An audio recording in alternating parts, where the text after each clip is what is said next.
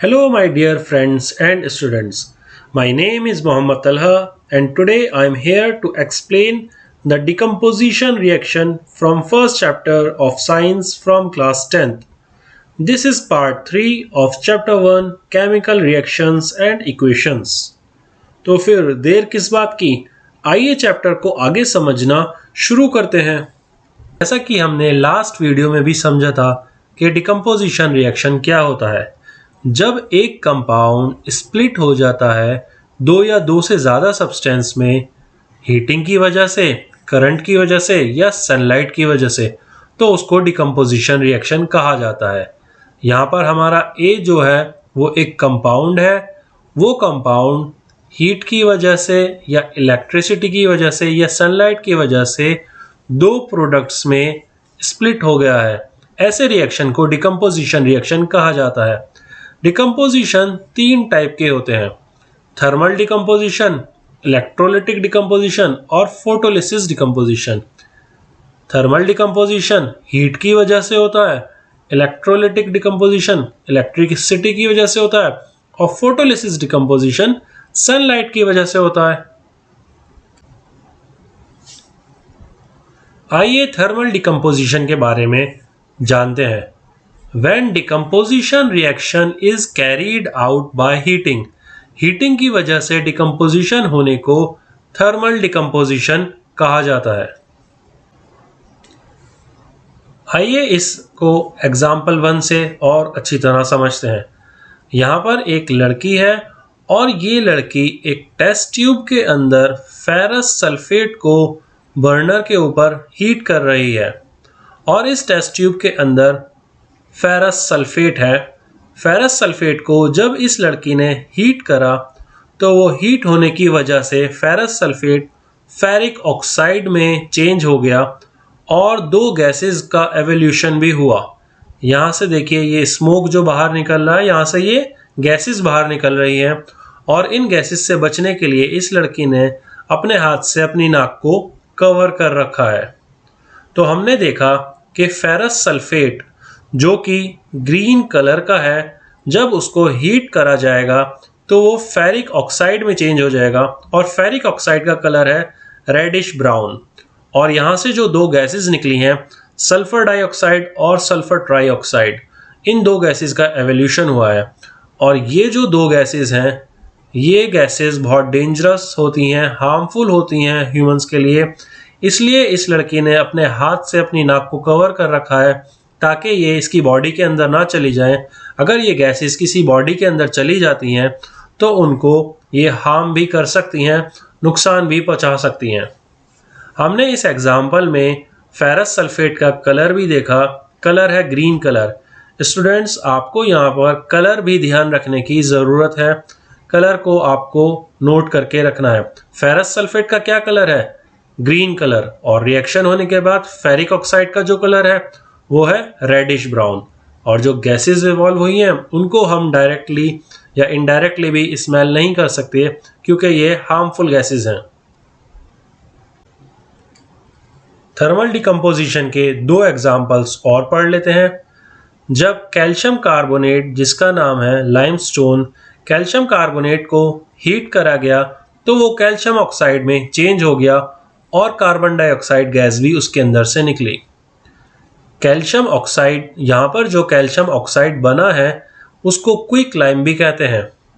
Combination reaction के अंदर भी हमने क्विक लाइम का एक एग्जाम्पल देखा था और बताया था कि वो बहुत इंपॉर्टेंट एग्जाम्पल है, उसको ध्यान में रखना है।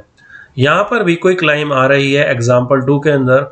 यहाँ पर क्या करा गया है, कैल्शियम कार्बोनेट को हीट करा गया है। हीट करने के बाद क्विक लाइम प्रोड्यूस होती है और कार्बन डाइऑक्साइड गैस निकलती है। और जो क्विक लाइम यहाँ पर बनी है, it is used to manufacture cement.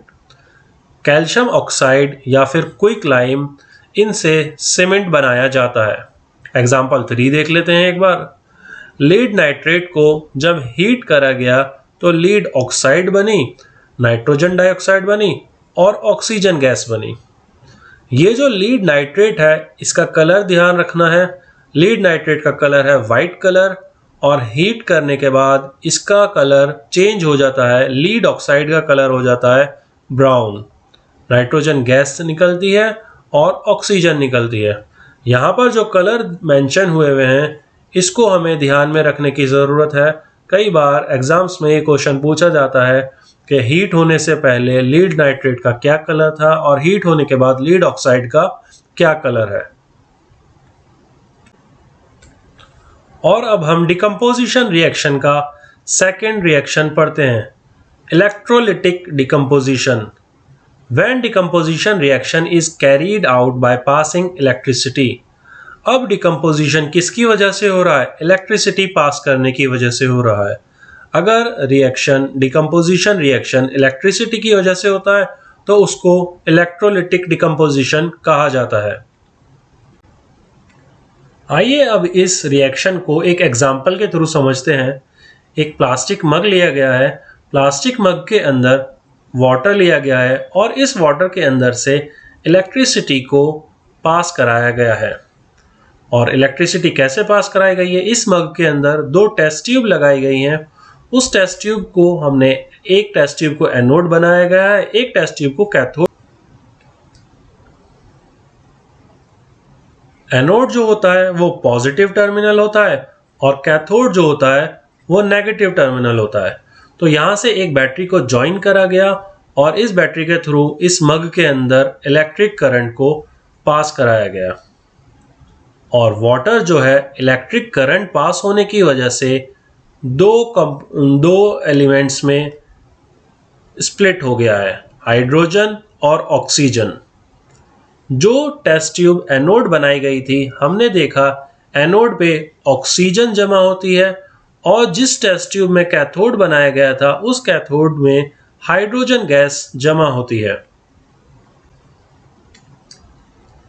During electrolysis of water, जब वाटर का इलेक्ट्रोलिसिस हो रहा होता है मतलब कि उसके अंदर से इलेक्ट्रिसिटी को पास कराया जा रहा होता है, hydrogen and oxygen get separated by the electricity. जब वाटर के अंदर से इलेक्ट्रिसिटी को पास कराया जाता है तो हाइड्रोजन और ऑक्सीजन गैस सेपरेट हो जाती है। किसकी वजह से? इलेक्ट्रिसिटी की वजह से। Water contains two parts of hydrogen. हमें पता है कि वाटर के अंदर दो पार्ट्स होते हैं हाइड्रोजन के, H2 two parts of hydrogen and one part of oxygen, और एक पार्ट होता है ऑक्सीजन का। Hence, amount of hydrogen collected in one test tube is double of the oxygen collected on another test tube। तो एक test tube के अंदर जो हाइड्रोजन गैस कलेक्ट होती है वो डबल होती है। किससे डबल होती है? दूसरी टेस्ट ट्यूब के अंदर जिसके अंदर ऑक्सीजन कलेक्ट हो रही है उस टेस्ट ट्यूब से डबल होती है। हाइड्रोजन गैस डबल कलेक्ट होती है और ऑक्सीजन गैस सिंगल होती है, क्योंकि यहाँ पर हमने देखा कि फॉर्मूला है H2O, हाइड्रोजन डबल है और ऑक्सीजन सिंगल है। तो एनोड में ऑक्सीजन कलेक्ट होती है और कैथोड में हाइड्रोजन डबल होती है और ऑक्सीजन सिंगल होती है। आइए डिकम्पोजिशन रिएक्शन का थर्ड टाइप पढ़ते हैं, photolytic decomposition. When decomposition reaction is carried out in presence of sunlight। अब डिकम्पोजिशन रिएक्शन किसकी वजह से हो रहा है? सनलाइट की वजह से। हम यहाँ से देख भी सकते हैं कि विंडो के अंदर से सनलाइट आ रही है और यहाँ पर डिश में सिल्वर क्लोराइड रखी हुई है। सिल्वर क्लोराइड सनलाइट की वजह से सिल्वर और क्लोरीन दो अलग अलग पार्ट्स में डिवाइड हो जाती है, स्प्लिट हो जाती है।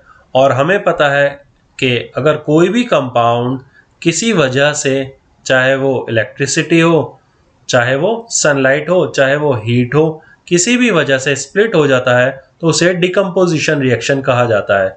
और यहाँ पर अगर ये सनलाइट है तो फिर ये फोटोलिटिक डिकम्पोजिशन कहा जाता है।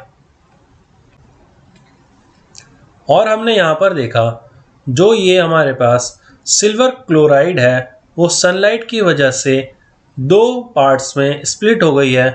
बट हमें यहाँ पर ध्यान रखना है कि जो सिल्वर क्लोराइड है इसका कलर क्या है? ये वाइट कलर की है। Silver white chloride turns into grey, और इसका कलर क्या हो जाता है? ग्रे हो जाता है। जब ये सनलाइट की वजह से स्प्लिट हो जाती है तो सिल्वर का कलर ग्रे हो जाता है जो कि पहले वाइट था।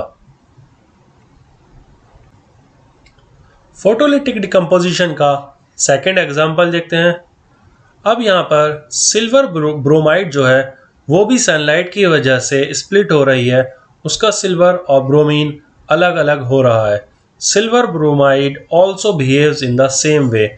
जो हमने ऊपर सिल्वर क्लोराइड का रिएक्शन पढ़ा, जैसे सिल्वर क्लोराइड बिहेव कर रहा था वैसे ही सिल्वर ब्रोमाइड भी बिहेव कर रहा है। सनलाइट की वजह से दो पार्ट्स में ये स्प्लिट हो जा रहा है। और ये जो हमने रिएक्शंस पढ़े, अबव रिएक्शंस, ये दोनों रिएक्शंस जो हमने पढ़े वो यूज़ होते हैं, किस चीज़ में यूज़ होते हैं? ब्लैक एंड वाइट फोटोग्राफी में इन रिएक्शंस का यूज़ करा जाता है। इसका यूज़ इंपॉर्टेंट है, यहाँ से इसके यूज़ को याद रखना है। और यहाँ पर हमारा डिकम्पोजिशन रिएक्शन कंप्लीट हो जाता है। और इसी तरह साइंस चैप्टर को शॉर्ट वीडियो में इजीली समझने के लिए आप हमारे चैनल को सब्सक्राइब कर सकते हैं। और मेरी टीचिंग आपको पसंद आई हो तो वीडियो को लाइक ज़रूर करें और अपने फ्रेंड्स के साथ शेयर भी करें। Thank you very much.